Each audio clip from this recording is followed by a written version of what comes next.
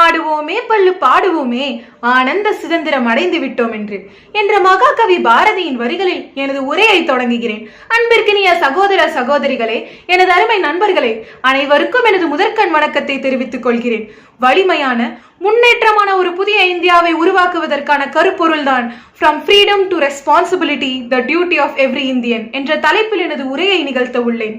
நமது முன்னோர்களின் தியாகத்தாலும் தன்னலமற்ற அர்ப்பணிப்பாலும் ஆகஸ்ட் 15, 1947 அன்று நாம் சுதந்திரம் பெற்றோம். ஆம், அடிமைத்தனத்தின் விலங்குகளை உடைத்தெறிந்து சுதந்திர காற்றை சுவாசித்தோம். சுதந்திரம் என்பது என்ன?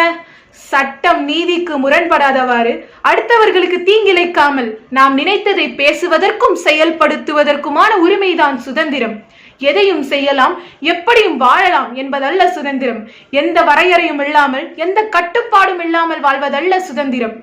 சுதந்திரம் நமக்கு உரிமைகளை வழங்குகின்றன, ஆனால் பொறுப்புணர்வுதான் நமது வாழ்வின் திசையை தீர்மானிக்கிறது. சுதந்திரம் நமக்கு வாய்ப்புகளை வழங்குகின்றன, ஆனால் பொறுப்புணர்வுதான் அந்த வாய்ப்பு நோக்கத்தை வழங்குகிறது. சுதந்திரமும் பொறுப்புணர்வும் ஒரு நாணயத்தின் இரண்டு பக்கங்கள்.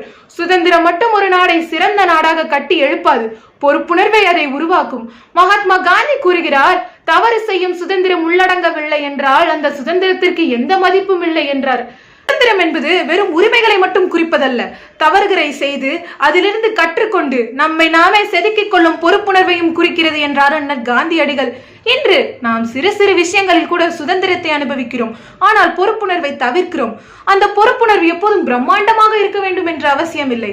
அது மனிதநேயமாக இருக்கலாம், அடுத்தவரின் கருத்தை மதிப்பதாக இருக்கலாம், தெருக்களில் குப்பையை கொட்டாமல் இருப்பதாக இருக்கலாம், போக்குவரத்து விதிமுறைகளை மீறாமல் இருப்பதாக இருக்கலாம். பெண்களை வார்த்தைகளில் மட்டுமல்லாது அன்றாட நடத்தையிலும் மதிப்பது பொறுப்புணர்வாகும். மிகப்பெரிய பாதிப்பு தீய மனிதர்களின் வன்முறையில் அல்ல, அது நல்ல மனிதர்களின் மௌனத்தில் தான் உள்ளது. இந்தியா இரைச்சலை கேட்கவில்லை, அது துணிச்சலை கேட்கிறது. மற்றவர்களை தள்ளுவது எளிதாக இருந்தாலும் வரிசையில் நிற்கும் துணிச்சல், யாரும் கட்டாயப்படுத்தாவிட்டாலும் தனது இருக்கையை வழங்கும் துணிச்சல், கூடுதலாக கிடைத்த பணத்தை திருப்பி கொடுக்கும் நேர்மை, பெண்களை இழிவாக நகைச்சுவையாக பேசும் உங்கள் நண்பரை திருத்தும் துணிச்சல், அடுத்தவரின் கண்ணியத்தை கெடுக்கும் வெற்றியை மறுக்கும் மனப்பான்மை. டாக்டர் APJ அப்துல் கலாம் கூறினார், கனவு காணுங்கள் என்று. அந்த கனவுகள் முயற்சி, கட்டுப்பாடு மற்றும் பொறுப்புணர்வுடன் நனவாகும். பொறுப்புணர்வில்லாத அதிகாரம் உருவாக்குவதை விட சேதத்தை தான் அதிகப்படுத்தும். ஆக சுதந்திரம் நம்மை இங்கே கொண்டு வந்திருக்கிறது. பொறுப்புணர்வு தான் நம்மை முன்னோக்கி அழைத்து செல்லும். இந்தியர் என்பதில் பெருமிதம் கொள்வோம். இன்று நமது இந்தியாவை பாருங்கள். வேலையின்மை, தவறான தகவல்கள், சாதி பாகுபாடு, மாசுபாடு, பாலின வன்முறை மற்றும் ஏகப்பட்ட பிரச்சனைகள் உள்ளன. நேபாளத்தில் ஆயிரக்கணக்கான இளைஞர்கள் தெருக்களில் இறங்கி போராடினர். ஹேஷ்டாக்கள் மூலம் மட்டுமல்ல, உடல் ரீதியாகவும் தெருக்களில் இறங்கி போராடினர். அதுதான் இன்று இளைஞர்களின் ஆற்றல், அதுதான் இன்றைய ஜென்சியின் ஆற்றல். எதையும் பகிர்வதற்கு முன் சிந்திப்பது, வெறுப்பின்றி கேள்வி கேட்பது, சரியானவற்றுக்காக குரல் கொடுப்பது, இதுதான் இன்றைக்கும் அவசியம்.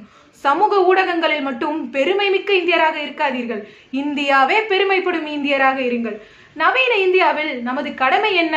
ஒரு நல்ல குடிமகனாக ஒரு ஒழுக்கமான சமுதாயத்தை உருவாக்க வேண்டும். இரண்டாவதாக, வேற்றுமையில் ஒற்றுமை கொண்ட நமது நாட்டில் சமூக நல்லிணக்கத்தை உருவாக்க வேண்டும்.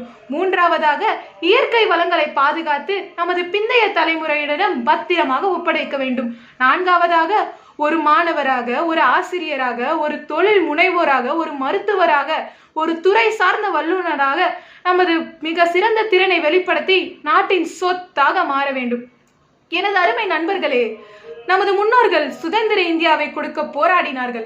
அந்த சுதந்திர இந்தியா வளர்ச்சி அடைந்த அனைவரையும் உள்ளடக்கிய ஒரு வலிமையான இந்தியாவாக மாற்றுவது இப்போது நமது கரங்களில் உள்ளது. உரிமைகளை அனுபவிப்பதோடு மட்டும் நில்லாமல் பொறுப்புகளை வெளிப்படுத்துவோம்.